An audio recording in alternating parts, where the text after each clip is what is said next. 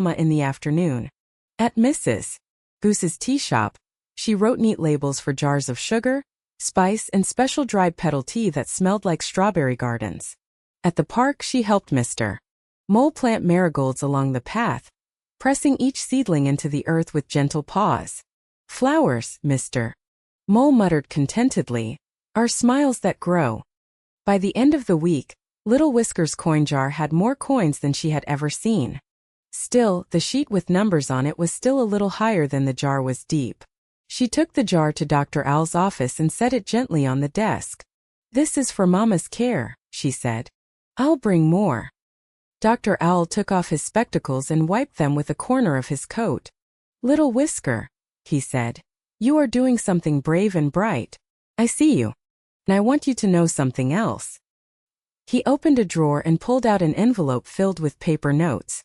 "We have a kindness fund here. When the community gives a little, we keep it safe for times like this. Your work inspires others. Let's add these together." Little Whisker's eyes shone. "I don't want to take from anyone who needs it more." "That's the fair heart speaking," Dr. Owl said. "But kindness doesn't run out. It multiplies when it's used. Today this is for you and your mama. Another day you'll help someone else fill their jar." Little Whisker nodded, and a warmth spread through her chest. Not the prickly kind that made her worry, but the kind like sunlight through leaves. Word spread through Whiskerwood the way the scent of cinnamon does. Suddenly, gently, everywhere at once. Officer Dog organized a kindness walk, where everyone who could spared a coin, a can of soup, or a song for Mama Mira. The mayor, a fox with spectacles perched on the end of her nose, announced a warm light evening in the square. A little fair with story reading, music, and homemade crafts, all to help with the hospital's fund. Little Whisker didn't want to be the center of a fair. She was small and shy, and the idea of standing on a stage made her whiskers tangle. But Rafi squeezed her paw. "You don't have to stand on a stage," he said. "You can make things, or you can tell one tiny story, or you can just be with us." So Little Whisker decided to set up a little table beside the fountain. She made thank you cards out of thick paper, each one with a paw-print heart and a message inside. "Your kindness is a warm light." She tied the stacks with baker's twine that Twyla gave her. Beside the cards, she placed a jar labeled, "For hospital medicines." She tucked Mama's scarf around her shoulders like a cape and took a deep breath. At sunset, the square filled with neighbors. Lanterns hung from the trees like floating moons. The band, Mr. Cricket on fiddle, Miss Lark on flute, and Ben Beaver on a wooden drum, started a tune that sounded like laughter with a bit of rain. The smell of honey buns drifted on the early evening air. Children chased each other around the marigold planters. Nurse Duck set up a booth where she showed everyone how to wash their wings and paws properly and told jokes so everyone laughed while they scrubbed. Little Whisker sold her cards for whatever anyone wished to give. Some friends put in coins. Some put in folded paper money. Some put in notes that said things like, "I can mow your lawn next week. I can cook soup. I can read to Mama at the hospital." With every note, her jar filled with more than money. It filled with promises, with time and tenderness. Near the end of the evening, Ms. Lark stepped onto the small wooden stage and called gently, "If anyone would like to share a few words, the lanterns are listening." There was a hush that felt like the space between a heartbeat and the next. Little Whisker felt her paws tingle. She didn't plan to speak. But she thought of Mama's hand on her ear, of the fountain and the handkerchief, of the umbrella bobbing, of the coin jar and the kindness fund, and of how the square felt right now, like a big blanket held at every corner, steady and strong. She stepped forward. Her voice was small but clear. "My mama is the bravest singer I know," she said. "When I was littler, she taught me that a warm light makes shadows softer. When she got sick, I felt small and messy inside like a drawer you can't close. I thought I had to fix it alone. But then I learned that small paws can still work, and that many paws together can do even more.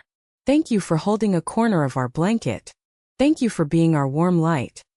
The crowd was quiet for a moment, like a river in the afternoon. Then the applause came like rain on a tin roof, steady and bright. Rafi hooped and waved both paws. Twyla threw a ribbon into the air. Dr. Owl wiped his spectacles again, even though they were perfectly clean. When Little Whisker went to the hospital later that night, She told Mama everything: the lanterns, the music, the cards, the promises. Mama Mira's eyes shone, and she held Little Whisker's paw, their whiskers nearly touching. "I could hear the music from my window," she whispered. "It flowed in like a story." Day by day Mama Mira grew stronger. The cough softened and then quieted. The medicine did its work, and so did the tea, the soup, the sleep, and the love. Little Whisker kept helping, at the bakery, at the library, at the tea shop, though she also kept her promise to rest, to eat, and to be safe. She learned to say, "I can do this much, and I could use a hand." 2 sentences that fit together like 2 paws holding. There was one more small scare when she added up her coins and realized the jar was still a little short of the final number. She sat on the hospital bench outside Mama's room, the jar between her paws, trying not to cry. Just then Mr. Turtle came ambling by with a small, neatly wrapped parcel. "Special delivery," he said. "For Little Whisker." Inside the parcel was a carved wooden cat, smooth and polished, with a tiny slot in its back. It was a savings bank, just the right size for a kitten's dreams. Tucked into the slot was a note from the Whiskerwood School. "Thank you for counting, reading, caring, and showing us all how to be brave." The little wooden cat clinked when Little Whisker tilted it. Inside were coins the students had collected, pennies from pockets, silvers from lunch boxes, a gold round from the principal. Little Whisker hugged the wooden cat close and laughed a watery laugh. "Thank you," she said to Mr. Turtle, and to the corridor in general, which smelled like lemon and hope. The morning Mama Mira was allowed to go home. The sky was the color of fresh milk. Nurse Duck helped pack up the flowers and cards from the windowsill. Dr. Owl walked them to the door and said, "Remember, slow and gentle. Rest. Walk in the sunshine. Laugh at least twice a day." Mama Mira promised, and Little Whisker promised to remind her. They walked home down the boulevard of tulip lamps. Rafi ran ahead to open the gate. Twyla had hung a tiny banner over the cottage door that read, "Welcome home." The goldfish swished in his bowl in what looked very much like a dance. Mama Mira stood in the doorway, took a soft breath, and closed her eyes. "Home," she said. "There's nothing like it." Inside, everything was as they had left it, and also somehow brighter. Little Whisker made tea and sliced a small loaf of lemon bread that Twyla had left on the windowsill. They sat together, the warm tea cupped in their paws, letting the quiet fill in the spaces like water filling a lake after rain. "I was afraid," Little Whisker said finally. "But then I worked and asked and accepted. And everyone helped." Mama Mira kissed the very tip of Little Whisker's ear. A kiss that had always made the kitten feel like the world fit just right. "You were brave in every way that matters," she said. "You used your paws and your heart. And you reminded everyone that being small doesn't mean being powerless. It means you can fit into the spaces where your kindness is needed most." In the weeks that followed, the rhythm of their lives returned with a new music. Mama Mira went for short walks and sang in the mornings again. Little Whisker went back to school, where Miss Goat taught them how to plant beans in paper cups and measure shadows with a ruler. After school, Little Whisker still helped sometimes at the bakery or the library, not because she had to, but because she liked the way it felt to set a thing straight, to carry a letter safely to its name, to tie a ribbon until it looked like a golden sun. The wooden savings cat sat on the kitchen shelf with the slot in its back, a quiet reminder of the days when every coin was a step. Now, when Little Whisker earned a coin for tying bows or reading stories, she slipped one into the slot with the soft chime. Some coins were for their future: an umbrella for the next rainy day, a bus ride to visit Aunt Tabby, a new blanket when the old one finally wore through, and some were for a new jar on the counter labeled, "For someone else's warm light."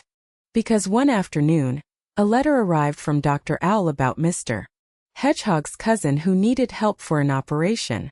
Little Whisker and Mama Mira didn't even need to talk about it. They opened the jar and counted what they could give, their paws moving together, their faces bright. They packed a note from Little Whisker and Mama Mira with love. "Keep the light warm." Sometimes, on evenings when the air was sweet with jasmine, Little Whisker and Mama Mira walked to the square, where the fountain leaped and laughed. They sat on the bench, shared a cinnamon cookie, and watched the lanterns blink on one by one. "Do you hear it?" Mama would ask. "Hear what?"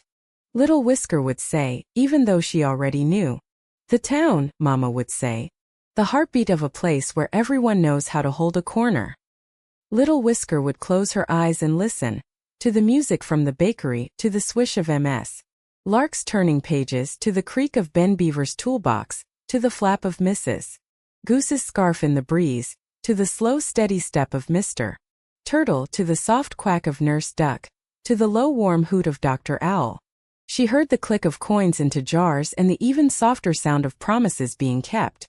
When the wind was just right, it brought the smell of marigolds and a tiny echo of laughter, and Little Whisker's tail curled into a perfect question mark, the mark of curiosity of what can I do next? Not because she felt she had to prove anything anymore, but because she had discovered a secret. In a world full of big things, small paws can do wonders. Not alone and not all at once, but together, one gentle steady step at a time. And on the nights when the moon was full and bright, Little Whisker would set the wooden savings cat on the table, take out 2 cups, pour warm milk, and tell Mama Mira a story of a kitten who worked hard, asked for help, accepted kindness, and gave it back.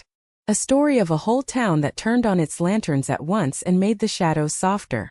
A story that ended as stories should, with the light still glowing and the blanket held firm, ready to cover someone else when the next wind blew.